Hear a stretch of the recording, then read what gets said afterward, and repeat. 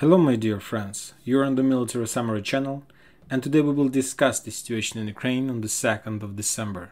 Today we have a lot of very interesting updates, so let's start. These days, mainly we were talking about the Russians and their progress on the Donetsk front line, on the area between, let's say, Bilogorovka and Ugledar. And these days, the previous weeks, the Russians achieved a lot of success. If we are talking about some square meters, about the Ukrainian losses on the ground, yes, they achieved success. Of course, we can't compare the success that the Russians achieved during the previous weeks and the Ukrainian success, let's say in Kharkiv or Kherson district. It's a completely different situation in both these front lines. But anyway, and according to the updates we have, the Russians got as close as possible to Donetsk, to Bakhmut, and as close as possible to Terezhk New York agglomeration. We discussed a lot about the Russians' plans in this area, but today I would like to discuss with you, or to discuss one of the topics that I would like to discuss with you today, the Ukrainian steps, the Ukrainians' counter plans. Yes, on this map we used a lot of arrows, a lot of clouds, trying to show the Russians their progress, their plans, their development, and so on. But of course, everything is not so easy as we could see on the screen when we were trying to draw the lines. Of course, everything is much difficult. It's much more difficult than we believe. And today, I would like to discuss one more time about the Ukrainian steps. We know exactly what the Russians want. We know exactly that the second battle in Ukraine has started. The first one was in Mariupol, and the second one is the battle for Bakhmut. Is the area where both sides decided not to step back, and they are ready to reduce their armies in this battle as much as possible. I believe that they have reserves and 20 or maybe 30,000 soldiers that they silently agreed to reduce if it's necessary, but to take these front lines. Now let's talk about the Ukrainians. The first important area, the first important front line is Ugledar front line. As you can see, according to the Western sources map, there are a lot of icons. That means that the Russians were trying to storm or to complete the clearing of Vadiane. Today we got a video from the south part where the Russians published how their stormtroopers were taking these buildings. They were showing how the Ukrainians were stepping back from this area. I'm not sure for now that the Russians has control over the north part, but I believe that more than 60 or 70% of the south part is already in the Russian control, and they're just doing some kind of clearing operation, and then they will be able to start offensive operation in the north part of Vadiane. Today, the Russians, let's say, complete the shortening process of this front line. There are still a lot of heavy clashes, duels between the Russians and the Ukrainians. Mainly there are tank duels. We haven't received no updates from Nivolskaya front line for many days. I believe that the Russians continue storming this area, trying to reduce the Ukrainian fortification in this area as much as possible. The same thing about Avdiivka. There are still some fortifications, some trenches that Ukrainians controls. Today we got update that the Russians reported that they managed to take control over the over some crosses on the Donetsk ring road. And there is a crosses. It's very important, nice fortifications. As you can see, they are completely prepared, like a big fortification area, and they're connected with the mainland, we can say. And the Russians report that they got control over some of them, but they haven't provided any evidence or any pictures or any geolocation about that. There are still a lot of clashes around Ugledar, and today the Russians reported that Ukrainians made counter-offensive operation in this area, and as a result of that operation, the Ukrainians lost around 50 soldiers and something around 6 armored vehicles, and the Ukrainians were trying to attack in direction of Nikolska, this one from Ugledar. This situation confirms one more time that more than 50 or maybe entire Nikolsk is under Russian control, according to the Russian sources map. But all these things is the same thing as we saw the day before, the week before, and so on. And the question is, we see that Ukrainians are under very heavy pressure in this area, and the question is what the Ukrainians are planning to do to stop this situation, to stop this negative trend on this front line. Now let's take a look at deployment map, and according to the latest update we have, the Ukrainians moved their 55th Artillery Brigade in direction of Kurakhova in this area. So let's update. According to the deployment map, we can say that now the Ukrainians moved their, one more time, 55th Artillery Brigade. This is the fresh WS on the 30th of November, so very fresh one. So they're here. And from Kurakhova, if we're talking about the artillery howitzers like M777, we can say that they are able to use 20-40 kilometers shells range, and we can say that now the Ukrainians are able to control every single point in this square. So as you can see, it's completely fully blooded brigade. I believe that the Ukrainians during the previous weeks managed to reinforce this brigade to bring or fix artillery systems, and now they are ready to give a fight to the Russians on this front line. So as you can see, the Ukrainians from Kurakhova, from this area, with using this brigade, are able to pin down the Russians, or at least to slow down them. So this is their solution. They brought on this front line the fully blooded 55th Artillery Brigade.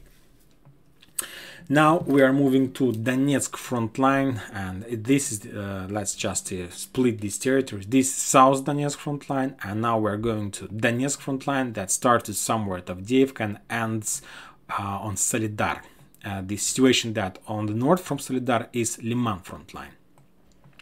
Now we are talking about Donetsk front line, and the Russians reported one more time, from the Ministry of Defense of Russian Federation, they gave us like the final confirmation that the town by the name of Kurdyumovka was completely cleared. The Ukrainians were forced to step back, and now there is a Russian flag that rests upon this town. We talk a lot about the Russians' plans in Bakhmut, in Chasov Yar, in Konstantinovka, in Toretsk, New York agglomeration. We discussed a lot about the possible direction of their movements. We know that the situation in Bakhmut is critical. The people, they say that the battle in Bakhmut is already have the title of the massacre of Bakhmut. Both sides have a lot of losses in this town. The Russians have, the Ukrainians have, and as you can see, according to the map, according to the latest update, the Russians have progress in this area, and the question is what the Ukrainians are able to do to stop the Russians in this area, to pin down them, to slow down them, or even to break the situation in their favor and to start maybe their own counter-offensive operation to liberate this territory and to return control over these territories. If we're talking about Donetsk, about this area, the Ukrainians lost during the previous 24 hours around 60 soldiers and something around 9 armored vehicles. We got these numbers from the Ministry of Defense of Russian Federation. And to understand the Ukrainian plans and what are they able to do in this area, let's take a look at deployment map one more time. And if we compare this map with the previous updates, we see that the Ukrainians moved in New York their first presidential brigade. The update is on the 30th of November. If you remember, exactly at that day I reported you that according to the Russians report, they attacked the headquarters of this brigade in this area, in this agglomeration. And so as you can see, the Ukrainians understand the value of this area, so they brought one of the most powerful, most experienced, I believe, most rich brigade that has enough of finance, is the first presidential brigade. But this is not the value, the key that the Ukrainians are able to use as the key to stop this negative trend in this front line. But to stop the situation on this front line, the Ukrainians did one important thing. They brought their 40th Artillery Brigade near Chasov Yar. As you can see, this is also fresh update, 13th of November. So we can say that 2 days ago, the Ukrainians completed their, let's say, I don't know, redeployment process, and they deployed their 14th Artillery Brigade near between Konstantinovka and Chasov Yar. Now let's move to this area. So according to the deployment map, the Ukrainians have some kind of artillery base in this area. It doesn't mean that all their artillery system is located in this blue cloud or in this blue cloud. Of course, the artillery systems are stretched along the front line, like this line. I believe that it's a brigade, it's around a lot of soldiers, a lot of systems, so all their systems are stretched, let's say, along this line. So the same situation in Chasov Yar. It doesn't mean that all their 14th Artillery Brigade artillery systems located in this cloud, they are stretched along the front line. Maybe like this is the line that this brigade is located. But anyway, just to better understand, just to simplify the situation, now we understand that Ukrainians from Konstantinovka, using the same rockets, the same system, are able to control the Russians all over this line. It's 40 kilometers. It's like Excalibur rocket shells or just regular shells for their M777 artillery systems. So as you can see, the range, the area that the Ukrainians are able to control from this area are very big. They can control the Russians near Avdiivka, and they can suppress and pin down the Russian possible offensive operation in direction of New York. Also, the Ukrainians are able to control the Russian movements around Kurdyumovka if they will try to start their offensive operation in direction of Druzhba village that we discussed yesterday. Also, the Ukrainians are able to pin down and to control. Well, it's of course blind control, but anyway, it's a control over the road that the Russians uses to supply and support Bakhmut. They can control the Russians near Solidar. They can control the Russians near Bilogorovka and Sporne. So this is the Ukrainian solution, to bring artillery. Furthermore, we need to understand, it doesn't mean that it's some kind of solution.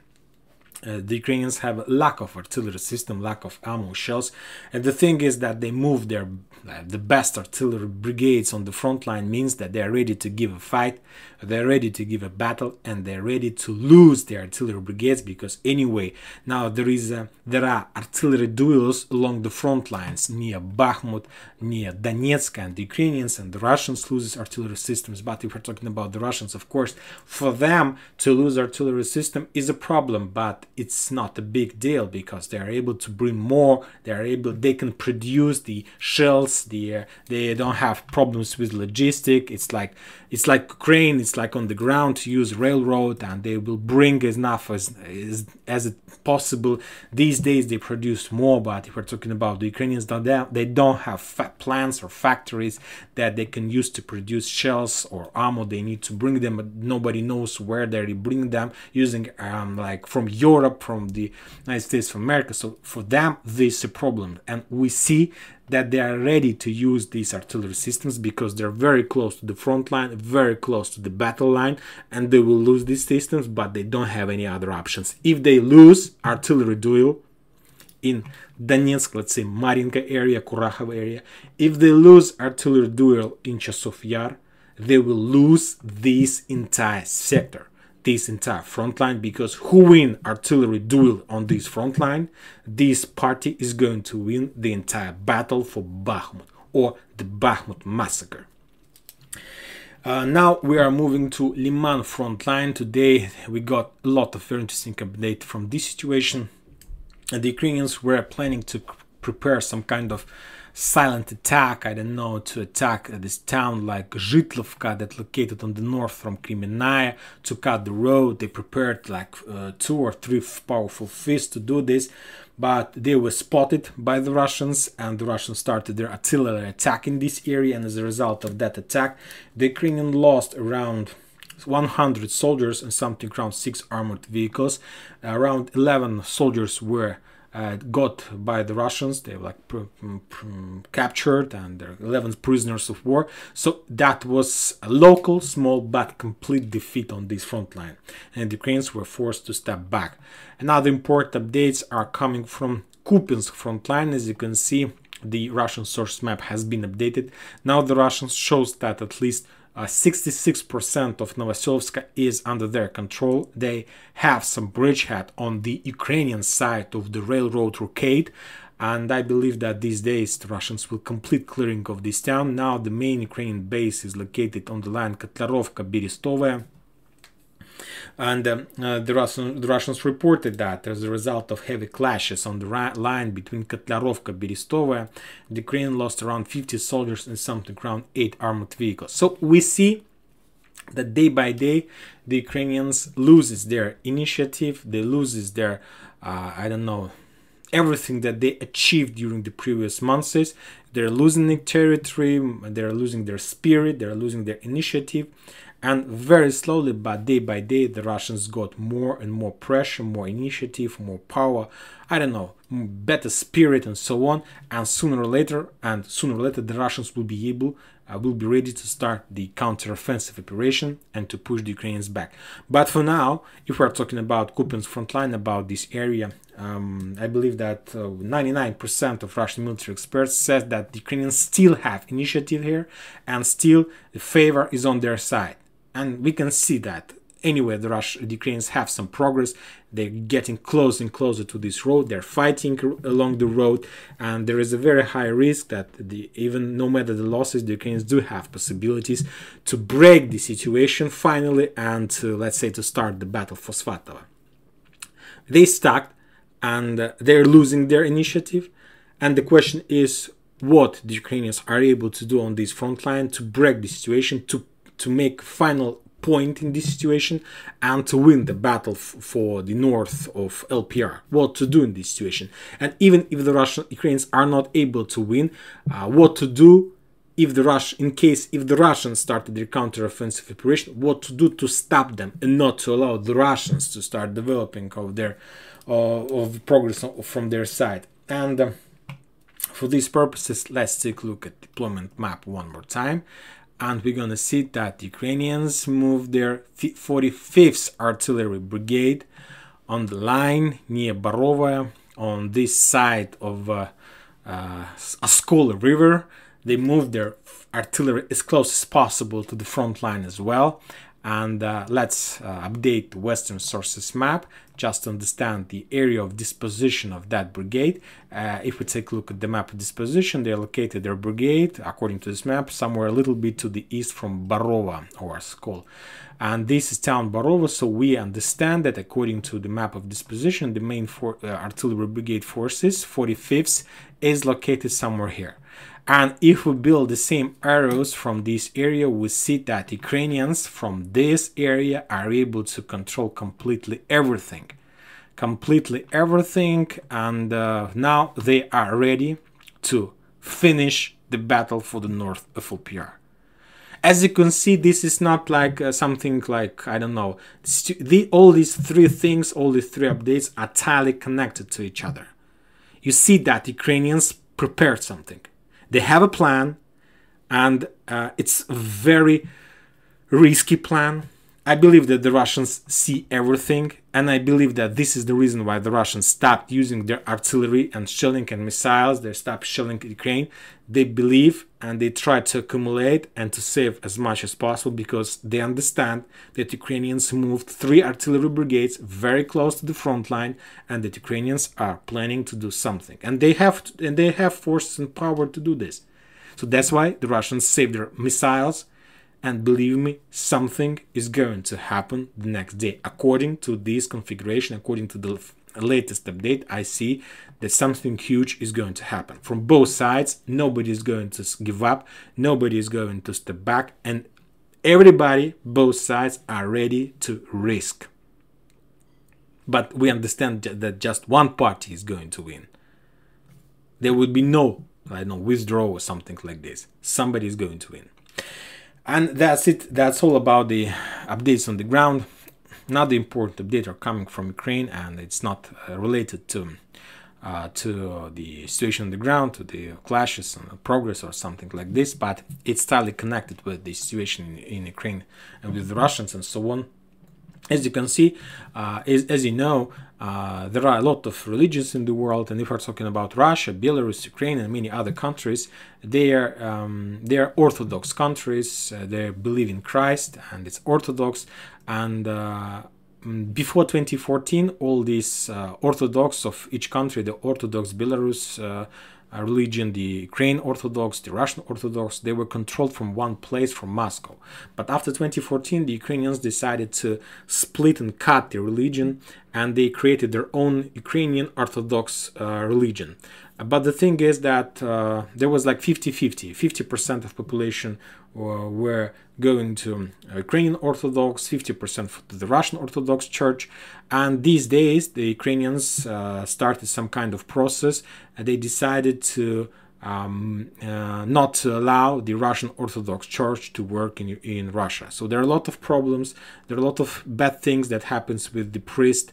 There are a lot of like investigation process, and so the Ukrainians are trying to push and to press and to force the Russians to do mistakes during this process. The situation is very critical. We know that maybe there is some kind of deal between Western countries and Russia about Ukraine, about the grain deal, about everything, maybe about even a peace agreement. And I told you many videos ago, even if there is some kind of agreement, anyway, sooner or later the Ukrainians will start doing something to break the deal. And more experts are saying that this situation with the Russian church in Ukraine, the Ukrainians want to break the deal by using this question, because it's a very important question for the Russians, for their society. And the Russians, I don't think that the Russians are able not to pay attention to this situation, because a lot of priests are captured, are in prison. There are so a lot of blames. It's a very bad situation in Ukraine with this, and so we'll see. We'll follow this situation as well. But something, as I told you, something big is going to happen these days. And that's it for today. Military Summary Channel reminds you, we condemn any violence in Ukraine. Thank you for your watching. Subscribe to my channel, put your likes, join my Patreon, and have a good day. Bye bye.